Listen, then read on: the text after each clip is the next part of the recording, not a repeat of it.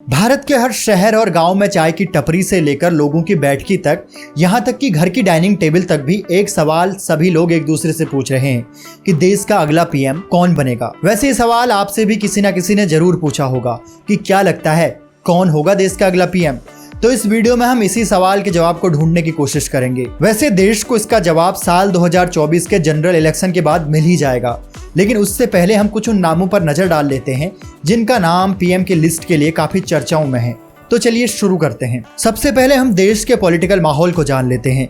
देश के आम चुनाव में अब कुछ ही समय बचा है, जिसके लिए जहां एक तरफ एनडीए और दूसरी तरफ इंडिया गठबंधन अपनी दावेदारी ठोक रहा है। इंडिया गठबंधन सभी विपक्ष की पार्टियों ने मिलकर बनाया है। इसमें कुल 28 पार्टियां मिलकर एक साथ चुनाव लड़ रही हैं। वहीं एनडीए में बीजेपी और उसके 38 सहयोगी दल मिलकर चुनाव लड़ेंगे। एनडीए के गठबंधन का पीएम फेस नरेंद्र मोदी है। दूसरी तरफ इंडिया ने अभी तक किसी को भी पीएम का फेस नहीं बनाया है। इसमें हमें कई बड़े नेता दिखाई देते हैं जो पीएम बनने के पैरामीटर्स को पूरा करते हैं। इंडिया गठबंधन में सबसे पहले नेता राहुल गांधी हैं, जो पीएम पद के लिए प्रमुख चेहरों में से एक माने जाते हैं। इसकी सबसे बड़ी वजह उनकी पार्टी कांग्रेस है, क्योंकि इंडिया गठबंधन की सबसे बड़ी पार्टी कांग्रेस है, जिसके पास सबसे ज्यादा सांसद और विधायक मौजूद हैं। साथ ही 190 सीटों में कांग्रेस की लड़ाई सीधे बीजेपी से है। राहुल गांधी के पीएम बनने की दूसरी सबसे बड़ी वजह उनके द्वारा की गई भारत जोड़ो यात्रा को भी माना जा रहा है।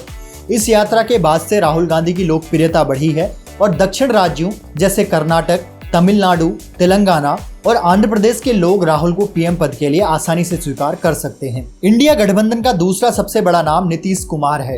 इन सभी पार्टियों के इस गठबंधन को बनाने का श्रेय भी इन्हीं को जाता है, क्योंकि इन्हीं की सूझबूझ के चलते सभी पार्टी एक साथ आई हैं। ये लंबे समय से बिहार के सीएम हैं और इनको ब्यूरोक्रेसी चलाने का लंबा अनुभव है, जो इनको पीएम की रेस में बाकी नेताओं से आगे रखता है। साथ ही गठबंधन की सरकार को कैसे चलाया जाता है ये भी नीतीश कुमार बखूबी जानते हैं।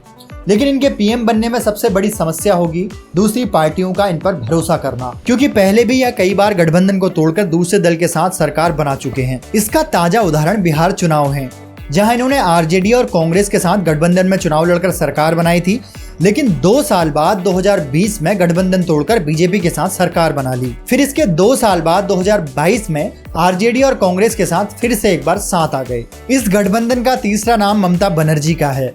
ये लगातार 3 बार से पश्चिम बंगाल के सीएम हैं।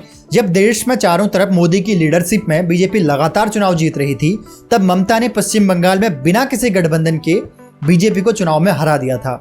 इनको भी सरकार चलाने का बहुत पुराना अनुभव है। इनके लिए पीएम बनने में सबसे बड़ी समस्या ये है कि पश्चिम बंगाल के लोग तो इन्हें काफी पसंद करते हैं, लेकिन बाकी राज्यों जैसे यूपी, बिहार, महाराष्ट्र और राजस्थान में इनकी लोकप्रियता उतनी नहीं है। अरविंद केजरीवाल भी सीना ठोक कर पीएम की दावेदारी ठोक रहे हैं।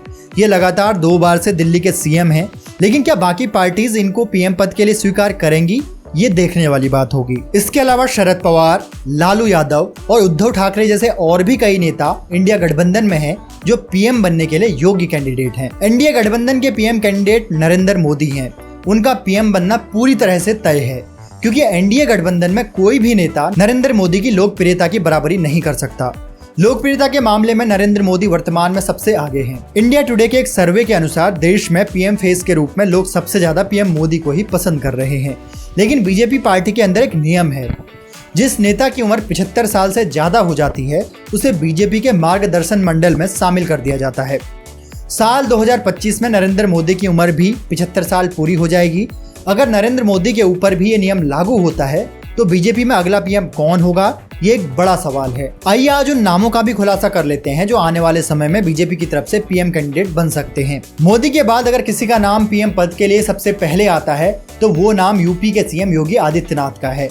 सीएम योगी को पीएम मोदी की तरह ही हिंदुत्व का फायर ब्रांड नेता माना जाता है।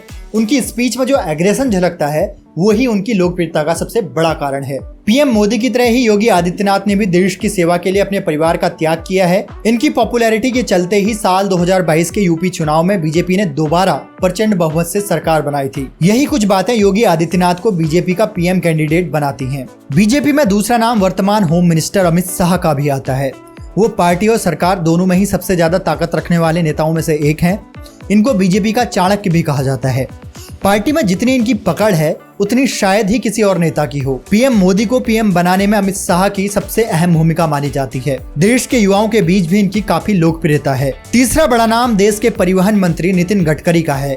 ये बीजेपी के सबसे पुराने नेताओं में से एक हैं। इनकी लोकप्रियता का भी कोई मुकाबला नहीं है। साथ ही पार्टी में भी इनकी काफी पकड़ है। बड़ी बात यह है कि बीजेपी की सबसे बड़ी सहयोगी आरएसएस भी इनको पीएम बनाने में अपना पूरा सहयोग दे सकती है। ये कुछ ऐसे नेताओं के नाम हैं जो आने वाले समय में पीएम बन सकते हैं। दोस्तों, आपकी राय में देश का अगला पीएम कौन बन सकता है, हमें कमेंट बॉक्स पर जरूर बताएं। वीडियो अच्छा लगा हो तो इसे लाइक करें और शेयर जरूर करें। और आगे आप किस टॉपिक पर वीडियो चाहते हैं हमें कमेंट करके जरूर बताएं। नमस्कार।